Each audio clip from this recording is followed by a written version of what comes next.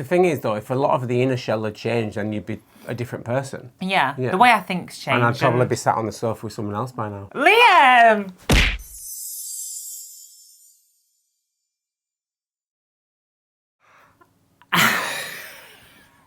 Hi guys, and welcome back to the channel. My name is Alexis Blake. And I'm Liam Blake. And this is episode 26 of our podcast, The Blake Debate. And we are talking about today, that didn't make sense. That didn't make no sense. Today we are talking about how the dynamics of our relationship has changed. And this was sort of triggered by something that happened the other day that I sort of picked up on. But before we jump into that... We've just got back from the cinema.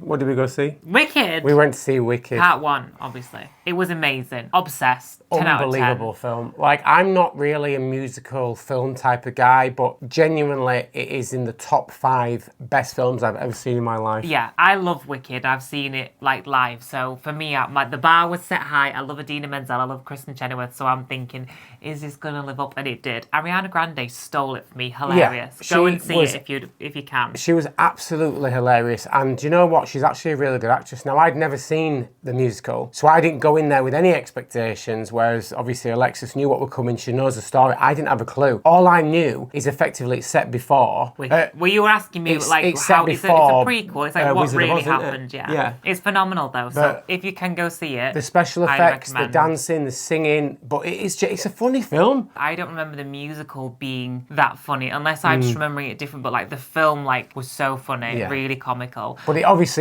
as it progressed into the story, it gets a bit more, darker, doesn't it? But what a brilliant film! Thoroughly enjoyed it. And we also have some other exciting news. So you might know that we are in the process of selling our house. Our house has sold. We've had an offer accepted. Well, we've accepted an offer. Yeah. And we've been looking for another property to move into. We've viewed about 5 or 6 houses in the last 3 or 4 weeks. Liam wanted to buy every single one. I did, yeah. Because that's his ADHD. Would go in and be like, I want to buy it now. I want to buy it. But I was a bit more reserved. But we have put an offer in and it was accepted.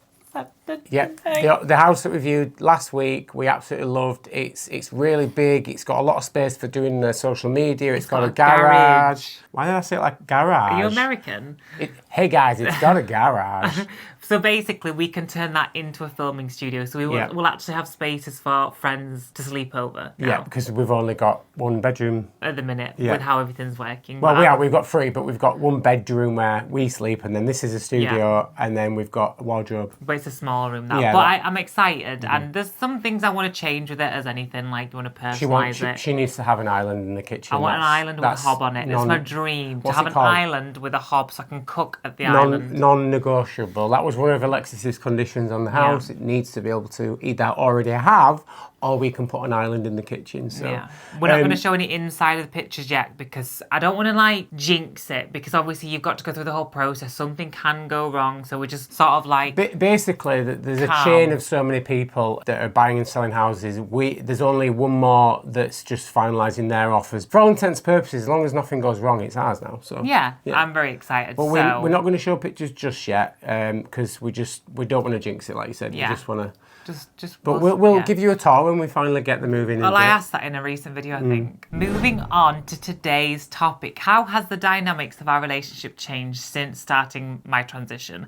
Because it's happened slow and the shifts have been so small, I don't think either of us really picked up on them. And it happened gradually, right? Yeah. It wasn't an overnight thing. But one thing that sort of clicked in my head the other day that I thought, this is still weird to me. So going into the female toilet now for me is normal. That's my new normal. It's been like that for a long time, a while now, isn't it? But what is weird to me is that when we're out in public together and we go to the toilet at the same time, we have to separate, and then we do this whole, I'll meet you back outside after, like everyone does. Yeah, and we never used to do that. We used to just going together. So boys. For me, we used to together. We used to just stand next to each other and we. Oh, don't talk about that. We did. That's disgusting. We did, didn't we? Let's not. We were cut that out. You're cutting that out. Yes, you are cutting that out. We were partners and we stood next to each other and we. Oh. One thing that I have noticed that I think is very subliminal. Subliminal is that when we're out now, if I am perhaps dressed up and I've got a little bit of skin out and whatever on a night out, I feel you more next to me. Do you know what I'm trying to say? What, more protective? I'd say, yeah, a little bit, but not like you're not like overwhelmingly protective, but I can feel you more around me. Or when I go out, like when I went out with my friends the other week and I was dressed up and you said, don't be talking to no men. Like you would never said anything to me like that before. No, I think I do it though because obviously as two gay men walking around before, people didn't really bat an eyelid. Yeah. It was just Well, like in some senses, no, yeah. but in most cases they didn't really bat an eyelid. People didn't challenge us. We never got challenged. We never got dirty looks or anything like heckled or. Well, yeah, I think the world anything definitely like that. improved. Well, it improved in some aspects, but then obviously early on in your transition, when we were walking around, it was very much different. You did get people staring. You did say get things, yeah. people muttering. You did get people looking back when they'd already passed us. That's maybe where the protective thing started. I think that's where I started to be a bit more like cautious when we Like, went. do you remember when earlier on in my transition we used to go out with your work friends to that pub, and I was that pub, yeah. yeah, and it was like a working man's pub, and I was very visibly trans, so I got a lot of stares and people would say things and stuff. And in there, you were glued to my side. Yeah. I think that's where the protective. Yeah, you've always because been early protective. but early in the transition, I was more protective then because obviously I noticed that people were from the outside looking in. You're a more good egg, aren't you? Judgmental. Well, You're cutie. Try to be. You cutie. But Do you know who's cuter? Don't say Biggie. Biggie! He's so squishy! I'm gonna cut it up one day when you're No, asleep. do you know people actually am. message me? You know when I'm live streaming and they see Biggie on the stream, they're like, "So Alexis hasn't binned him yet." People think that I'm like, she won't dare. Don't dare me. Anyway, so I have noticed the dynamic of our relationship shift in the sense that you are slightly more protective and like on guard, I would say, like when we're out and about. I'm more alert. I'm more 360 alert of what's going on. Yeah, exactly, which I think is really interesting. Not sweet. And sweet. It's sweet and interesting. It's interesting. So even though we don't necessarily get challenged now out in public, yeah, we do get noticed more in public, and I think that's because people recognise you from social media and stuff like that. Well, it's a weird one because there's a lot of nuance in this. So when we were two gay men, people would see us as two gay men, obviously, because we're like holding hands and whatnot. But we never got really like close friends. No one would start with us or have an issue. And then when I was earlier on in my transition, we got noticed a lot more. And then now I feel like we really blend in some aspects because it's seemingly on the outside, a straight couple. But what you were saying. Yeah, like people tend to recognise you anyway, or me sometimes when we're out. So even though one might say you blend in, now we don't blend in because of the social media. So even though your goal way back when was, I just want to be transitioned to a female and blend in and not obviously get noticed or picked out from the crowd, because you're now on social media, even when people recognise you, they're automatically going to know you are a trans woman. Yeah. That's the most ironic thing, right? I've spent 3 years transitioning, hormone surgeries, all the lot, and I've done it, and I'm just like... You've made yourself more trans in a way. Kind of, like very visibly trans because of social media, but when people say hello, I love it. It's very sweet. I'm more used to it now. At first I was so like taken aback, but now it's just so sweet. But I think it's just a very nuanced topic, that about standing out. I've noticed you like the word nuanced. I've said a it lot. twice. Yeah. I heard someone say it today at work. Yeah, I really liked it. In the video I edited of yours today, you said it about 5 times. Can we not come for me and No, my I'm not coming vocabulary, for you, please? but I'm just saying you do favoritise a word for a little bit, and then after a while you go, maybe you've got a bit of ADHD. Maybe I have, maybe I Right. have. One thing that hasn't changed in our dynamic. Why are you saying that with such like conviction in your I'm just voice? making it clear. Right. So I've always been the more domesticated one, and I don't want to lean too much into negative stereotypes of women. That sounds a bit sexist. Domesticated. Yeah. Or does No, that apply? domesticated's a word. Anyone can be domesticated. It just means you're more like, I don't know how to explain it. It means you're more domesticated. Yeah, Cool. exactly. I totally understand it now. I've always been like that though, and I've always been, even before I was very effeminate. It's not like a complete shift. It's not like we were two macho, masculine men. Wait, where did domestication? We did and go to the gym femininity together come? though. Yeah, we did. Yeah, we did. Yeah. And you'd be on treadmill like This is what I mean. I'd be stretching because I was down. with your crop top on. Oh gosh, yes, I did. How did domestication and femininity just come into one? I'm gonna get there if you let me. If you let she me get does this there. a lot, you see. She has a point to make, but rather than going from A to B, she goes from A all around the block of the houses back to B again, and then you've already lost track of where you are halfway around the block. So, but it all will make sense when it comes to fruition. It's Another all word I like. coming back to me now. So I've always been very feminine. I've always sort of like looked after the house and washed the clothes, and I used to do all the cooking. But now, let me finish. Now, some more of that responsibility is falling to you. And I don't want to lean too much into stereotypes of women doing the housework, but it kind of does end up that way in a lot of relationships. But you do the cooking mostly. So I do all of But what I'm trying to say is we were never like two burly, testosterone, like, men that... I mean, I was. No, you're not. You have a teddy sat next to you right now. It's not a teddy. He's called Biggie, and he's a Bigfoot. But that's one thing that's not changed in like the dynamics of our relationship, how we like live together and like be in the same environment and how our life Can I just day to point day. out, I do all of the cooking. No, you don't. I cook on Saturdays. So I do 99% of the cooking. No, you cook 6 out of 7 days. That's Right, like 90%. work it out as a 9%. percentage. I can't do that. Let us know in the comments what that percentage is. It's most of the time. But that's one thing I've noticed. But that's because I was already that way inclined. Because I think the outer shell's changed, but a lot of the inner shell hasn't. But one thing... Well, no. The thing is, though, if a lot of the inner shell had changed, then you'd be a different person. Yeah. The way I think's changed. And I'd probably be sat on the sofa with someone else by now. Liam! That's awful. Take that back. I wouldn't. So one thing I've noticed that's changed is special time. We've just had to refilm that bit because the way he explained it first was so graphic. I made him say it again. It was so bad. Graphic. Listen, this is an adults-only show. It was, but you can't say that. The thing is, go for it. So, like before, when we were two men, and we know what men are like. Men just they know what they're after. Yes, they're just like 3, 2, 1, let's go. But now it's all about the romance, which you hate, and petals on the bed, and and neck kisses. It is a very odd shift. Embracing and all that. And I'm just like, when do we get to the good bit? Oh my gosh, sometimes I just want to I get more like cringed out now, and then that would never have bothered me before. No, you'd have probably joined in and been like, let's do it. I can't, my cheeks are hurting from smiling at what you've just been saying. It has shifted, and that's one thing that I never expected, like the way, I don't know how to say it nicely, the way our intimate part of our relationship is and has shifted, because now I need more of like a... Stimulation. I can't just go straight in with a main course. I need a starter. That's all I'm going to say. And then we're going to leave that one there. You need a delicious We're going to leave... Let's not... Delicious, sweet, gluten-free. Gluten-free, because she's celiac. Yeah. Anyway, that's one thing that has changed. Moving swiftly on. One other thing that I've noticed that's changed is we are way more independent than we used to be. Before, in the early stages, we were very much glued to the hip on everything that we did. Whereas now, since buying the house, we've got our separate hobbies that we both enjoy. I loved gaming. You like all your... What do I like? Your girly things. What's that, Liam? Like doing all this and... What's that? All the stuff that I talk... What? And like... I've not worn mascara since and this. April because I've had lash extensions. And all this. I don't paint my nails. I'm done. And all this stuff.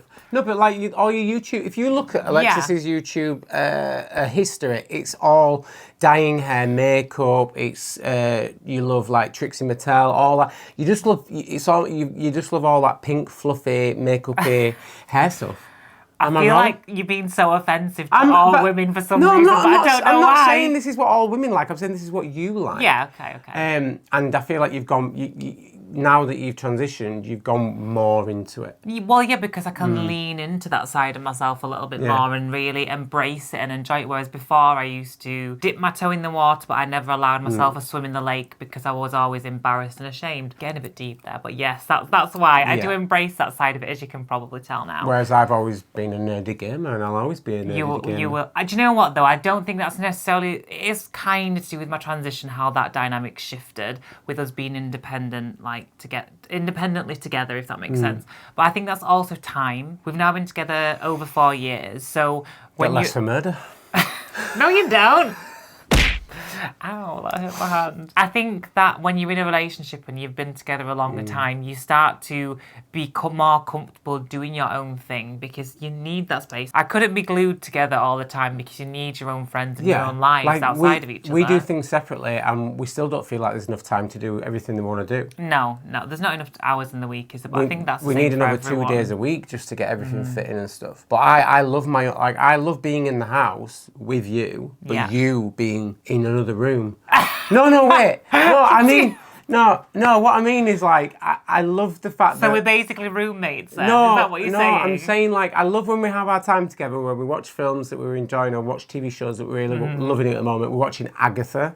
Really enjoying that on Disney Plus. It's fantastic. But I love when we do our things together. I very much enjoy that, but I also very much enjoy doing our separate things. Your own But chill knowing time. that you're there, knowing that you're still in the house, is still obviously Oh yeah, I comforting. hate it when you're not here. Especially on a night time, if you go like and you're seeing friends and staying out, I hate it so much. I don't often stay out. No, but I think that's just to do with like being together for a long time. Like this is both of our longest relationship. Which is wild because you're like 400. No, it's not longer than I've got a longer relationship. Who? With this hand. Let's move on to the questions. As before, we read a couple of questions out and we answer them, but we put like an agony aunt spin on it, or we're trying to anyway. So we do put the email address, which I'll put on the screen now for you. Are you not going to try and say it? the.blake.debate@gmail.com. Well done! I did it right. That's really good. That's really good. I'll put it on screen. If you've got any problems that you want advice on or whatever, that's kind of the angle. But don't get me wrong, you can still fire away with Anything you want to ask us. general questions or any suggestions on content you want us to cover, things like that. But I've got a couple of emails. So. I'm ready. Yeah. Right. So first question is from Derek. Hi, Derek. Derek says, evening guys, hope you're both well. Just wanted to say I've been watching you for a few months now and recently got my husband into watching all your videos. This isn't much a question, but it is an email to say how I believe you are both very inspirational to everyone. Thank you. The debate videos I love, although myself and husband tend to agree differently. I always agree with Alexis. My hubby always tends to agree with Liam, lol. But your videos just make our day. Sending love to you both and good luck with your house sale. I really wish you happiness, Derek and Chris from Hull. Oh, thank you. Derek's question is, what is your most annoying habit about each other? And he says, we've been together 17 years and I think my most annoying habit about my husband, Chris, is his snoring one and not cleaning up about himself. Oh, your most annoying habit. What's my most annoying habit? I'll let you go first. Oh God, where do I start? One of your most annoying habits is where you ask a question, but it's not really a question. It's more of an instruction dressed up as a question. And also when... Oh, there's more to this. There's part A and B, is there? Yeah. So not just and one also bit. when I'm speaking to you and I'm asking you a question or I'm excited to see you or something where I'm trying to communicate with you and your head is in your phone and you're going, yeah. And then I finish my sentence and I'm like, what did I say, Alexis? And you're like, I don't know. And I'm like... I have to physically get you to put your phone down and look me in my eyes. So when we have this beautiful conversation, I spend all day talking to people. So sometimes I just need half an hour when I come home to decompress, and you don't let me have that because you've got ADHD. You're like blah blah blah blah blah. Yeah, but I spend all day at home. Sometimes I come through the editing, door and I you're want waiting to speak. for me to tell me 10 things. Because I want to speak to my partner who I haven't spoken to all day. I've only had. Are we having a domestic? No, we're not having a domestic. Do you want me to tell you yours? It's a new one. What do you mean? It's a new one. Oh, God, There's the usual ones like leaving wet washing in the washing machine, not changing the toilet roll, the usual stereotypical ones. But the new one that I love so much that you do. I feel like you're coming from me right now.